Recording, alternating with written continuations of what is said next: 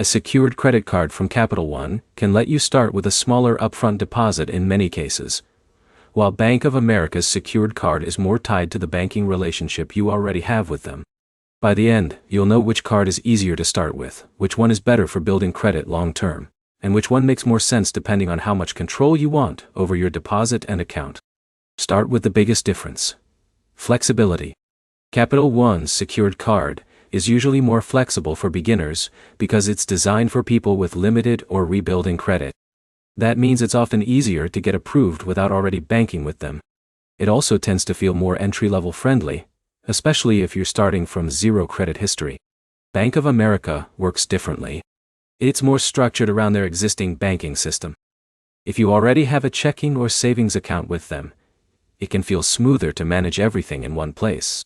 But if you don't already use them, it doesn't have that same built-in convenience. Now look at how the deposit works, because that's where most of the real decision comes in. Both cards use a refundable security deposit, and that deposit becomes your credit limit. That means your spending power is directly controlled by how much money you put down up front. The difference shows up in how each issuer treats your account over time.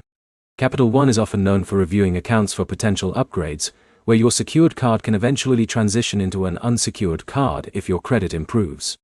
Bank of America also offers upgrade potential, but it is more dependent on your overall banking relationship and long-term account behavior. Now, the practical side. If your main goal is just getting started fast with credit building, and you want something simple that doesn't require an existing bank relationship, Capital One is usually the easier path. It's more beginner-focused and less tied to other financial products. If your goal is to build credit while staying inside a traditional banking system you already use, Bank of America can make sense. It's more structured, but that structure can be useful if you prefer keeping everything in one ecosystem. Quick recap.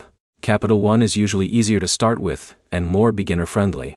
Bank of America is more integrated into traditional banking and works best if you already use their services. Next step is simple. If you're starting fresh, prioritize approval and ease of use with Capital One.